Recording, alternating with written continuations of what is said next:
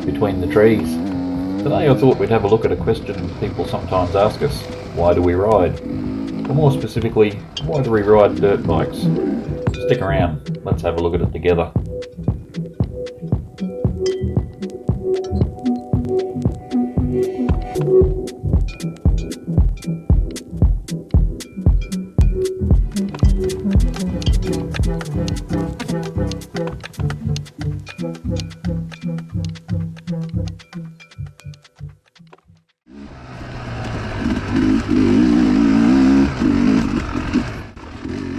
So if we go back, way back, most often it's as kids we're introduced to riding push bikes. I had one like this Melbourne Star, but with regular handlebars. Push bikes are often our first real taste of freedom. We could now transport ourselves miles away from home without needing mum and dad to drive us anywhere. We could ride to a friend's house, ride off into the bush, and make tracks for ourselves, or even ride to the shop and buy our own food and lollies. Most of us rode our bikes to school as well, but we could then leave home at a time that suited us, not needing to be hurried out of the door by mum and dad to the car.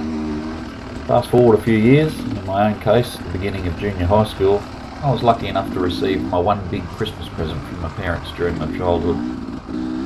We'd recently moved away from the suburbs of Brisbane and into the country on the Sunshine Coast to a small hobby farm at Christmas time 1980.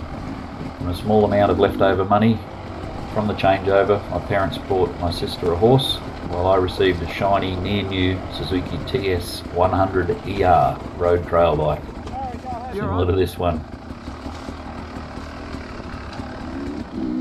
Now, I'd never ridden a motorbike before, but I'd driven a car a little bit, and I was obviously pretty handy on a push bike by this point. It took me about a day before I was screaming all over the 16-acre property on the Suzuki, annoying the cows, the horse, and anyone else within earshot. That bike ran day in, day out, rain, hail and shine for years. It was only just barely average at most things, and it never really excelled at any one thing, but it never ever stopped. Unfortunately, I sold it not long after I began working and lost track of where it ended up. But once I had my own income, my thoughts turned to upgrading. The year was 1984. And Honda had just released the XR250RE, to much applause by all who rode it and reviewed it. I pored over magazines like ADV and Trail and Track, and pestered the local Honda dealership for both a brochure and a test drive, ultimately signing up for a brand new bike. Come on, farm boy. There he goes. The big enduro racer, showing us the way to do it.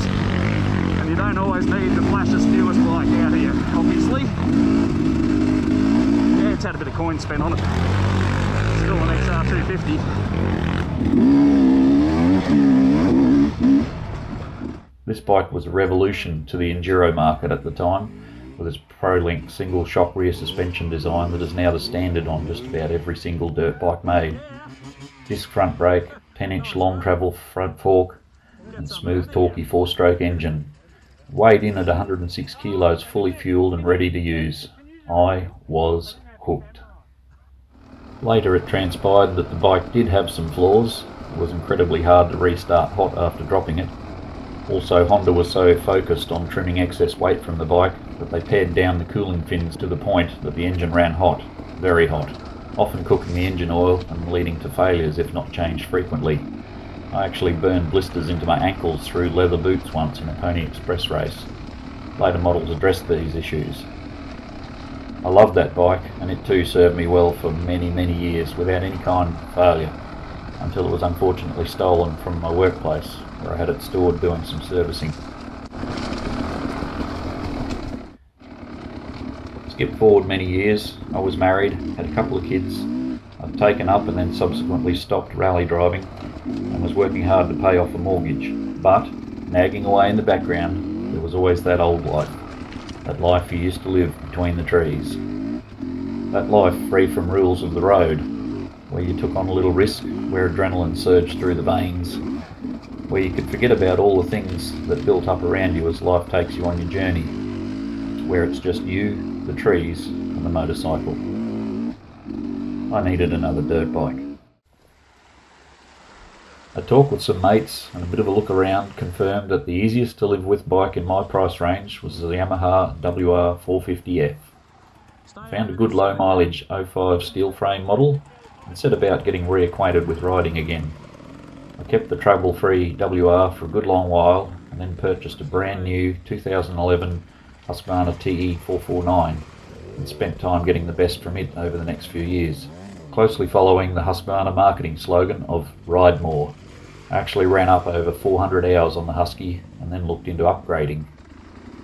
Next I bought a couple of new Sherco 300 SEF 4-strokes before upgrading again to my current bike, a 2021 Sherco 300 SE factory 2-stroke with the excellent KYB suspension and an engine that just feels like a turbo diesel to use.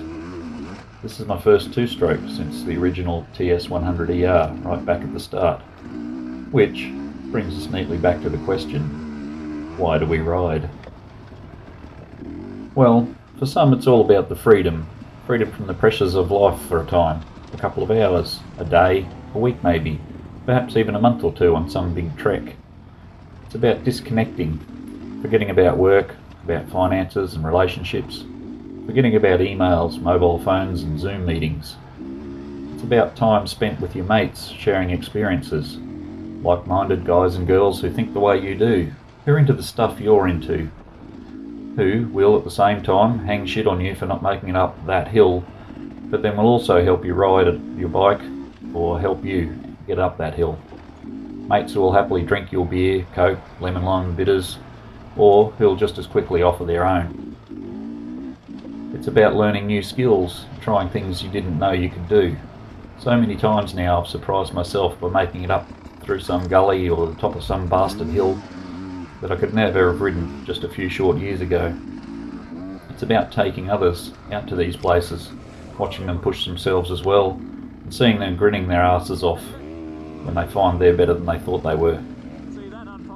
Then there are those who ride to keep fit and stay sharp, some well past retirement age.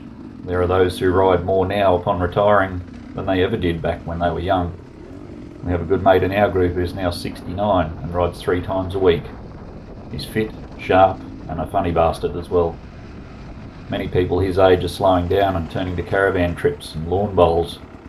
Gary rides with guys half his age and shows them how to do it. For others, maybe it's a chance to towel your mates and remind them that you were the quickest dude out there back in the day. Maybe you're the guy who can turn up on an old model bike with bald tyres and then proceed to motor past all the others on new machinery, just to make that point. So for me, I ride because it's something I think I'm not too bad at. Sure, at 54, I'm never going to win an event.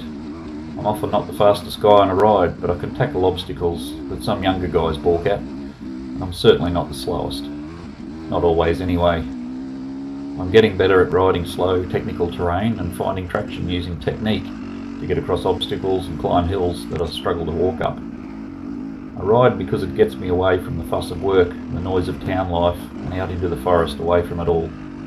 I ride to keep my fitness up and keep my reflexes sharp. And I ride because you can't think about 5 different things going on in your life as you thunder through the trees inches from the bars. You have to stay focused and concentrate on this life right now. Your life between the trees.